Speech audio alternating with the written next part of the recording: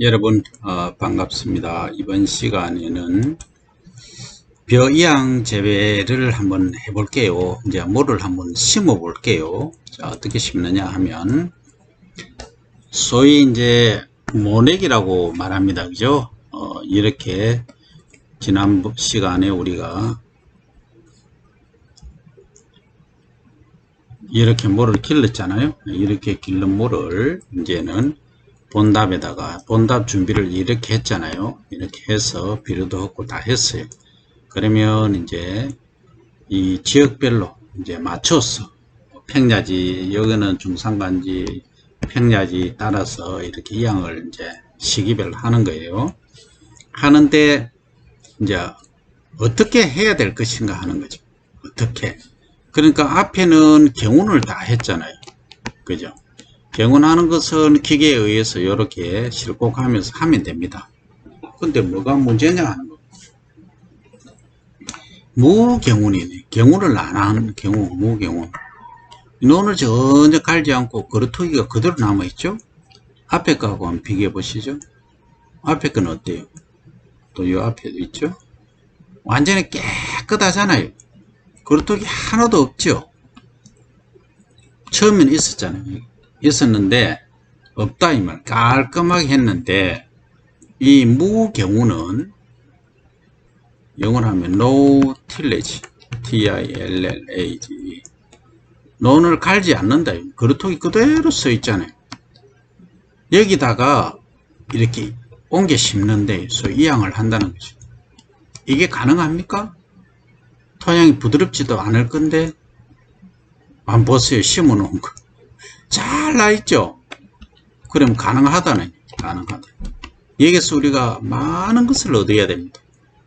과연 이 경운이 필수적인가? 아닌가? 그냥 안 해도 되는 것인가? 해야 되는가? 이게 핵심 사항입니다.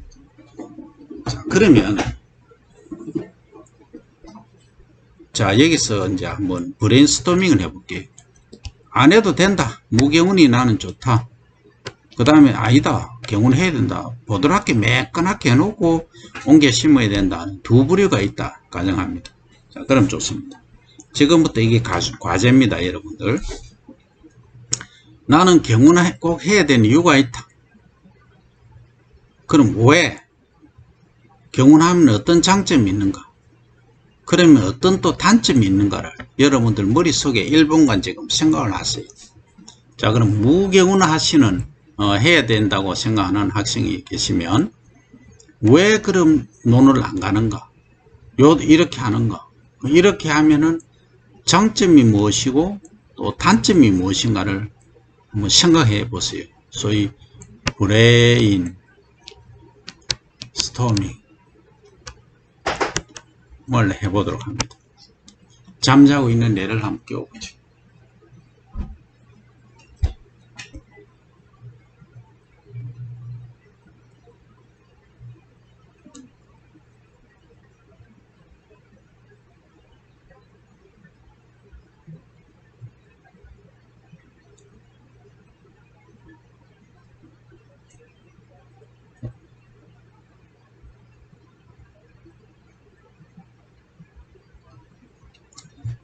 자, 경운을 하면은 장점, 단점 한번 볼게요.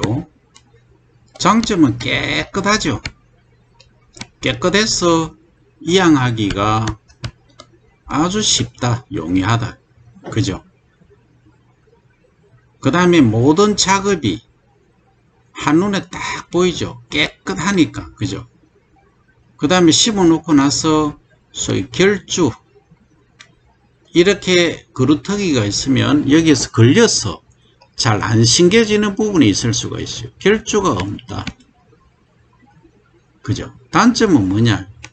이 경운을 하려고 로타리 치고 전기 가려고 하니까 코스트 비용이 많이 든다. 그렇죠? 비용이 많이 드는 거에 노동력도 또 많이 투하가 된다. 그럼 결국은 대기 온실가스도 많이 발생시킨다. 그 다음에 또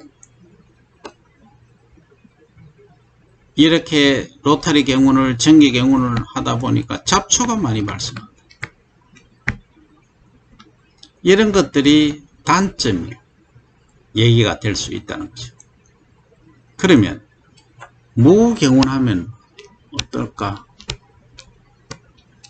무경운하면 장점을 한번 볼까요? 간단하죠. 그냥 논 안 가니까 트랙터가 필요 없다. 트랙터 no needed. 불필요. 그 다음에 비용이 그러니까 거의 안 든다. 그렇죠. 그리고 자연 환경 친화적이다. 아주 장점이 이렇게 굿입니다. 멋집니다. 근데 뭔지 모르게 단점이 있을 것 같다. 그러면 여기에 아까 경운의 장점이 요게 단점이 되겠죠. 다이렉트로 비교하면. 단점은 뭐냐? 보기에 미관상 안 깨끗하다. 뭔지 막 여기에 뭐 굴뚝이가 있고 그죠. 미관상 별로 안 좋다. 보기 안 좋다. 첫 번째. 두 번째, 결주. 여기 하다 보면 뭐 넘어진 것도 있고 이런 결주가 생겨요. 결주가 많을 수가 있다. 그 다음에 결정적으로 안 좋은 게 하나가 있어요. 뭐가 안 좋느냐? 수분 소비량이 아주 많습니다. 무슨 얘기냐면 전기 가리를 안 하고 로타리를 안 치고 그냥 심어 놓으면 이 표토하고 심토가 쫙 이렇게 연결되어 있어요. 물이 흐르는 채널 CHANNEL이라고 채널, 우리가 채널 몇 번 하듯이 이게 소동물들이 많이 다닌다는 거지. 지렁이부터 시작해. 얘들이 아주 미세 공간 공국을 만들어 놔서 여기 물을 우리가 잡초 방지하고 온도의 급격한 변화를 방지하려고 물을 댑니다. 소위 관계를 하죠. 관계를 하는 물을 관계수라고 하죠. 그죠? 관계수를 관계를 합니다. 뭐 웅덩이에서 끌어오든 연못에서 끌어오든 댐에서 끌어오든 지하수를 쓰든 관계를 하잖아요. 하면 이게 잘 지하로 침투가 된다는 거죠. 그걸 이제 투수도라고. 투수도. 물이 잘 밑으로 빠져나가 버린다. 그러면 이게 물을 자주 대야 된다는 물이 부족도 물 공급. 물 공급하다가 세월 다 간다. 돌았으면 물이 다 없어지고 없어요. 그런데 이게 단점이죠. 아주 큰 단점이죠. 그죠? 단점인데 지금 한번 생각해 보세요. 역으로. 그러나 우리나라 여러분들 지하수라고 들어보셨죠? 지하수. 지하수는 이 토양 속에 이 아래쪽에 물이 흐르고 있어요. 또 물이 있었어요. 근데 지금은 모든 표면 노면이 과거에는 길 전부 비포장이죠. 아스팔트 콘크리트 하나도 없었어요. 흙이었어요. 그러니까 물이 이렇게 다 뭐합니까? 지하로 들어가서 지하에 물이 많이 있었단 말이죠. 그래서 옛날에 시골에서 웅덩이가 아니고 우물을 파려고 하면 한 5m만 파면 물이 철철 넘쳤다. 지금은 논에다가 이제 시설 재배를 합니다. 이렇게 할 때 이제 밤에 추위를 방지하기 위해서 이 지하수를 펌프로 벌려서 이렇게 물을 댑니다. 위에다가 비닐. 그걸 수막 처리라고 하죠. 수막 처리를 하려고 보니까 물이 지하수가 없어요. 어떤 데는 400m, 500m 파도 물이 안 나옵니다. 지하수가 없다는 거죠. 그럼 지하수가 고갈되어 있다. 그럼 만약에 우리나라가 물 부족 국가로 분류가 되어 있는데 만약에 비가 2달 안 온다. 여름에 뭐 좋다 석 달 안 온다 해도 이건 나라가 벌컥 뒤집힐 일입니다. 여러분 한 달 반 정도 지난번에 비가 안 왔어요. 난리가 났습니다. 전국적으로.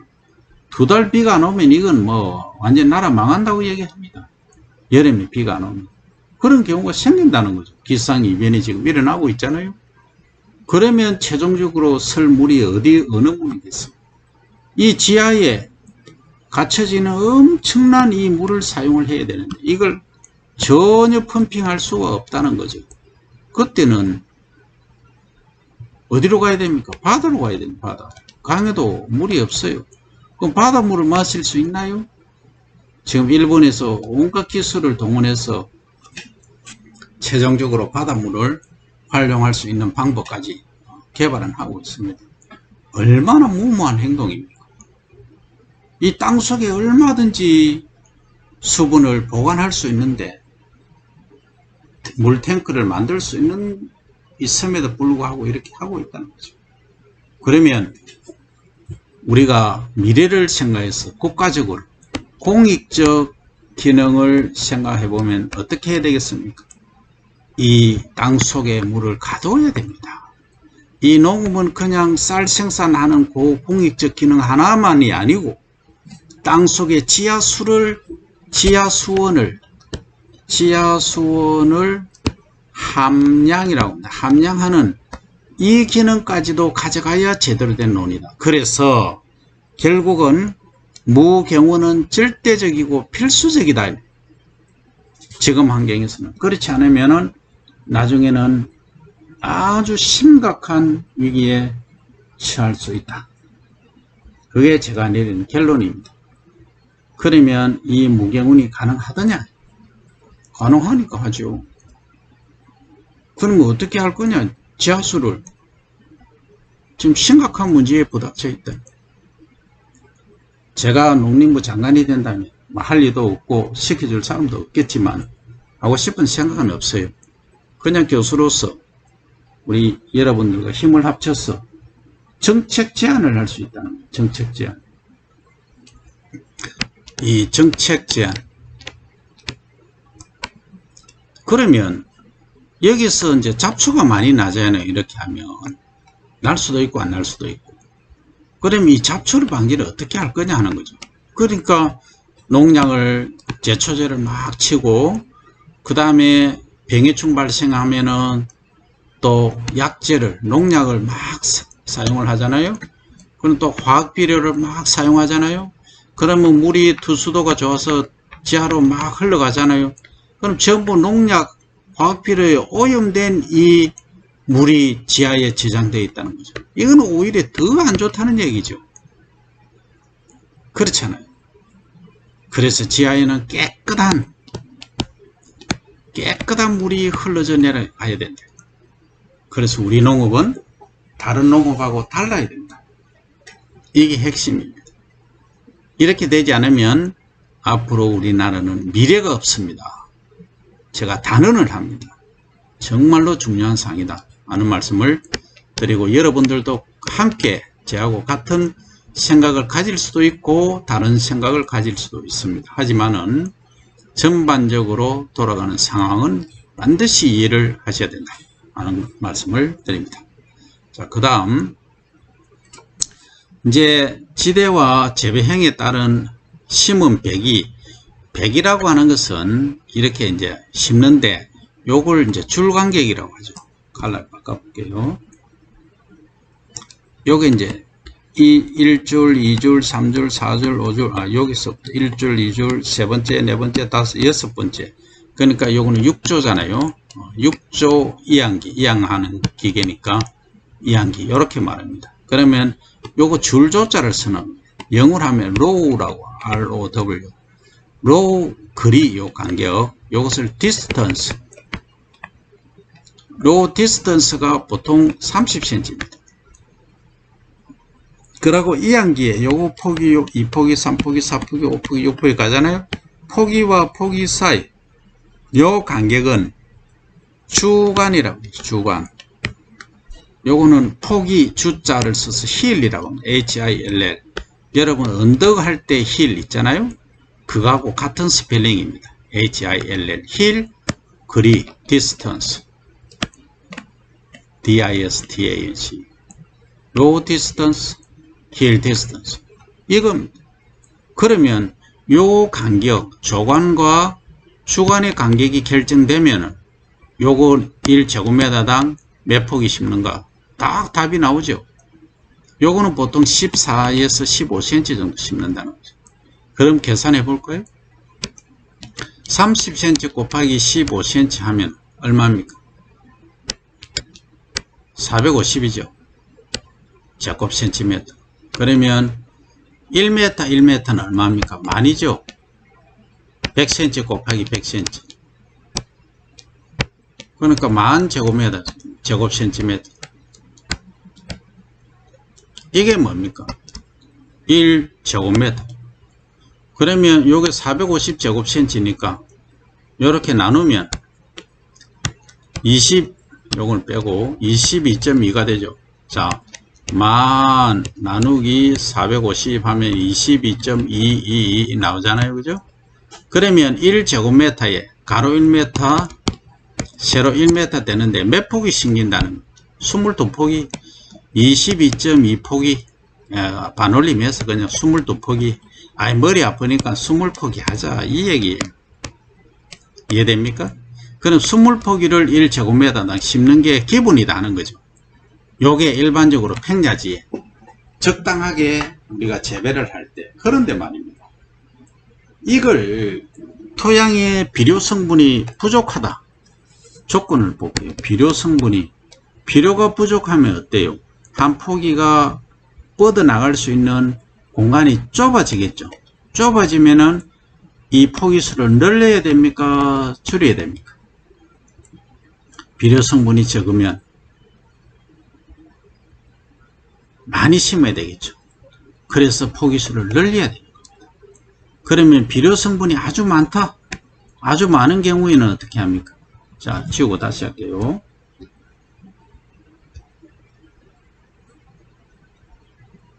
자, 평균적으로 제곱미터당 자, 20포기 정도 심는다고 했습니다. 그죠? 그러면 비료가 토양이 비옥하다. 비료 성분이 많으면 이 포기수는 약간 줄여야 되겠죠. 한 20포기나 18포기 이렇게 줄여야 되겠죠.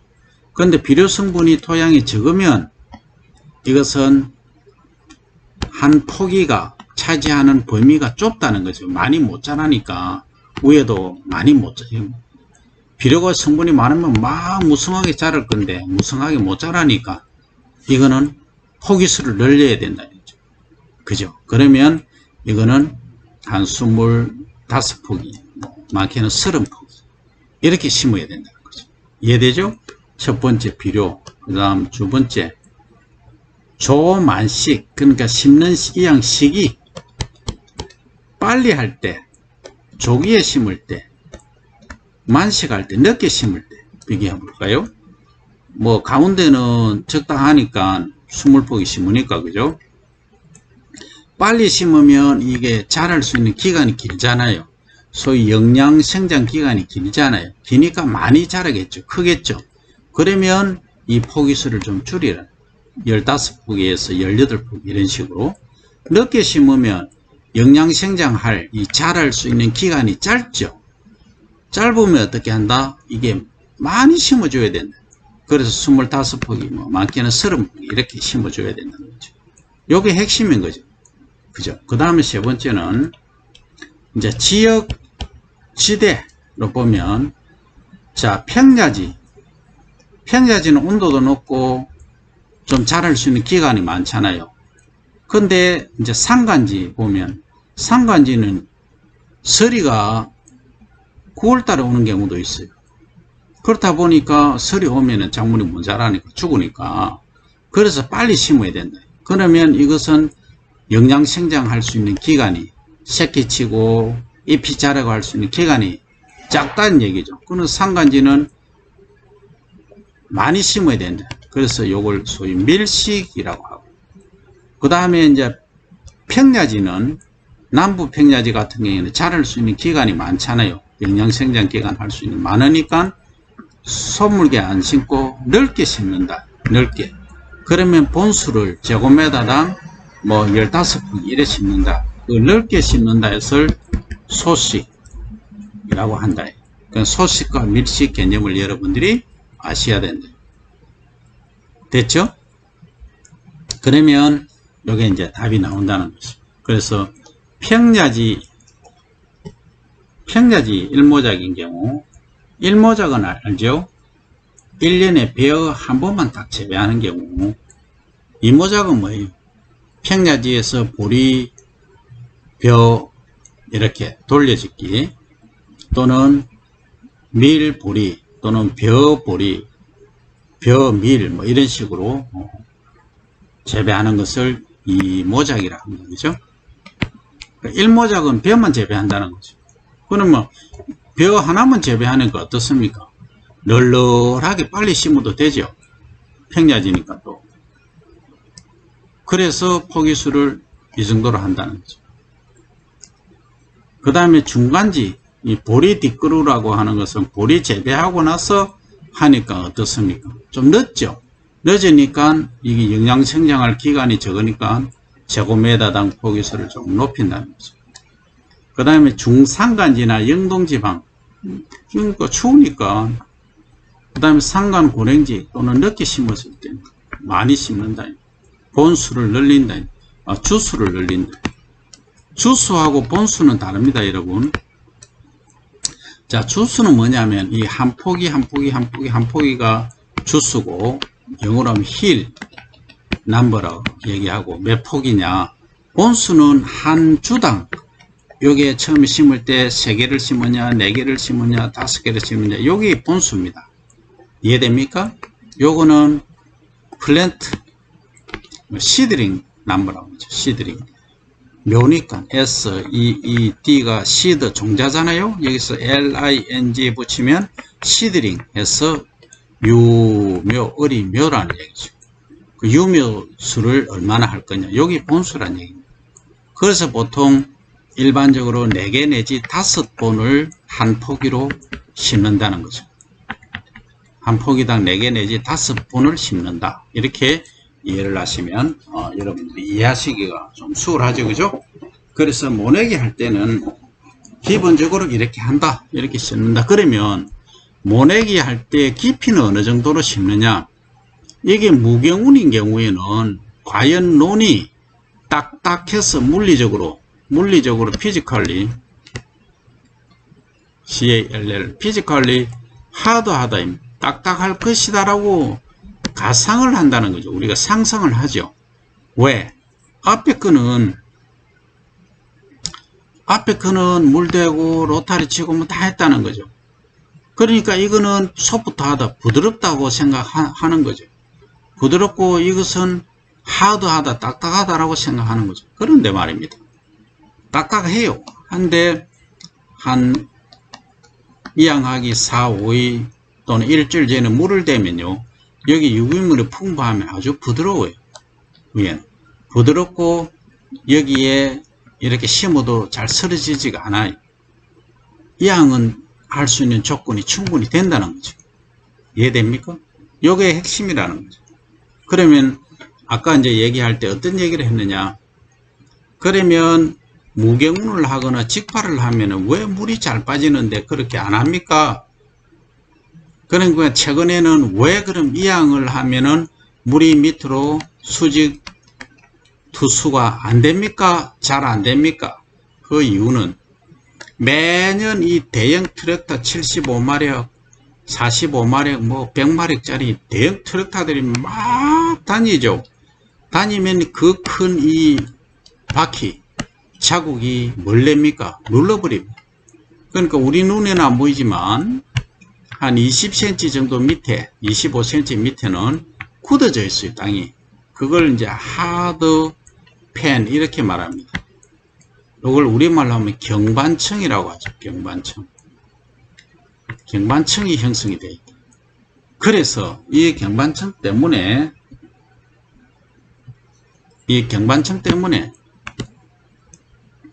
물이 투수가 안 되는 거예요. 그러니까 물을 가다 놓기는 좋죠. 그러니까 벼 재배하는데 물을 적게 대도 되죠. 그러나 우리나라가 비가 많이 올 때는 아주 많이 오지 않습니까? 그 물이 다 어디로 갑니까? 요 옆에 하천으로 가서, 하천에서 강으로 가서, 강에서 전부 바다로 다 흘러간다 이 말. 이 양분하고 같이 흘러져 가니까 어떻게 됩니까? 바다는 부영양화가 됩니다.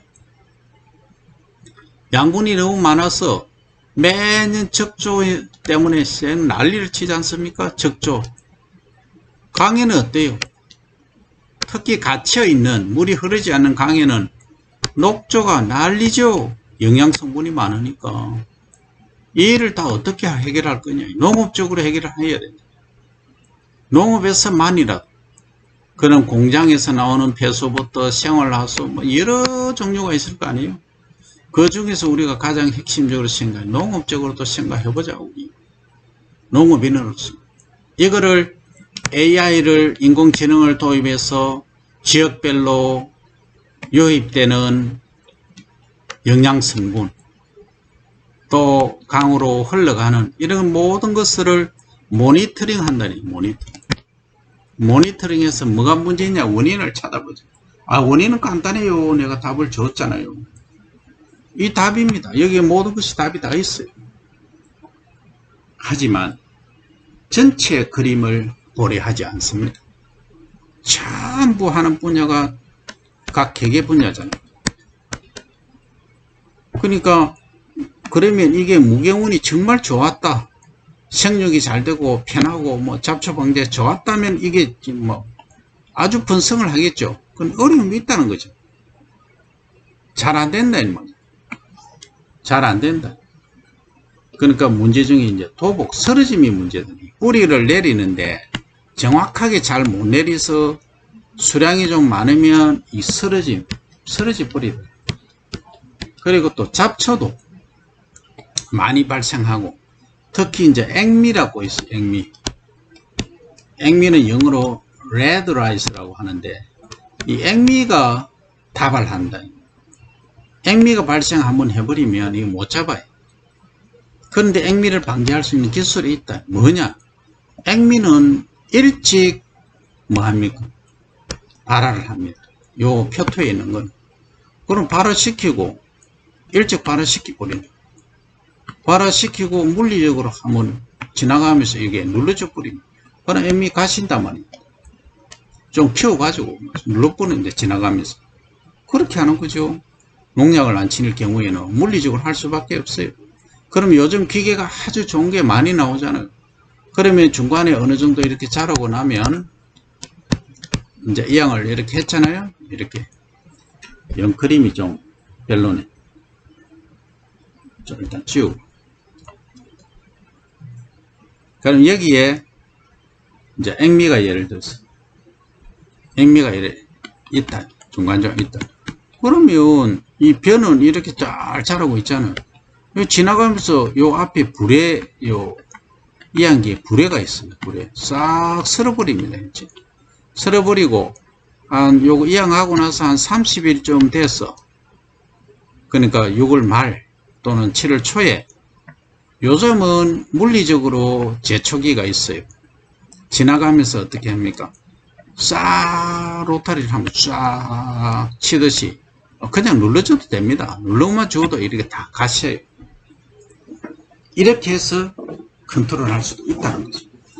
그럼 우리는 과연 농업은 연구를 한다면서 어디까지 어떤 연구를 지금 하고 있느냐. 전부 농약과 화학 비료에 오염된 공부를 하고 있지는 않았는지 한번 반성해 볼 필요가 있다. 전 인류적으로 미래를 생각한다면 자손만대에 물려줄 이 우리 옥토를 농토를 생각한다면 과연 농약도 이 토양을 오염시키고 지하수를 오염시키지 않는 농약은 없을까? 이 비료도 친환경 비료가 없을까?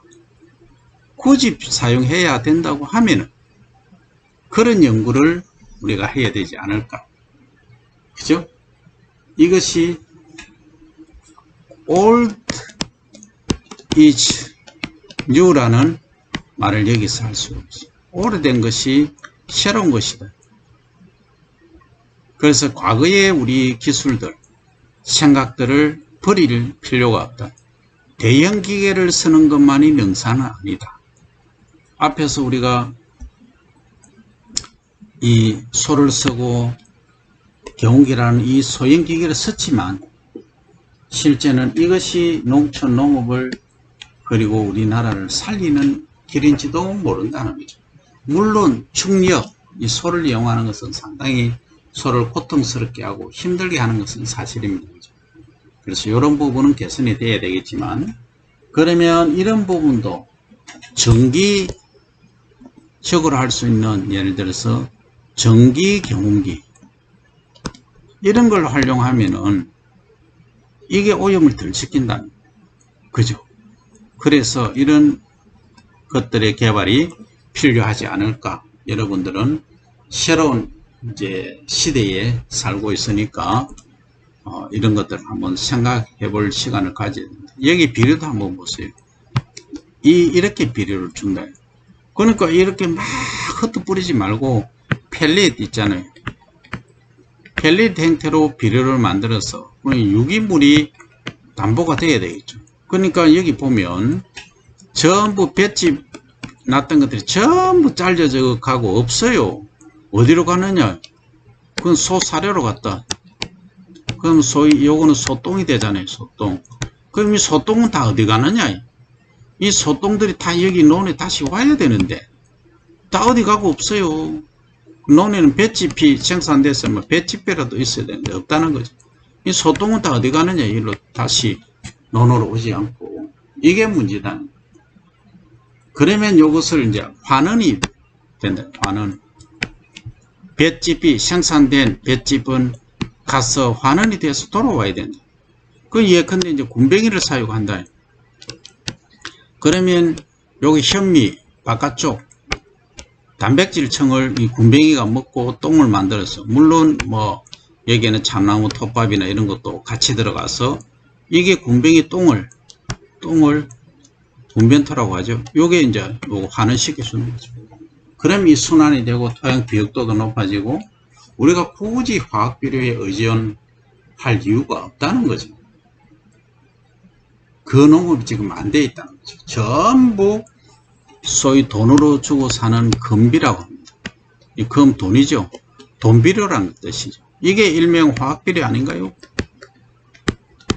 전부 여기에 의존하고 있다. 그래서 비료회사들도 이런 금비에만 의존하지 말고 이 펠렛형이나 유기물을 공급할 수 있는 이러한 쪽으로 가야 우리나라가 산다. 농촌이 살고 미래가 있다 라고 저는 감히 말씀을 드립니다. 그래서 여러분들도 한 번 더 이 농학을 스마트 농산업을 공부를 하면서 과연 어느 쪽으로 가야 되겠는가 하는 쪽을 다시 한번 생각하는 계기가 되기를 바랍니다. 그래서 이번 시간은 여기서 일단 마치도록 합니다.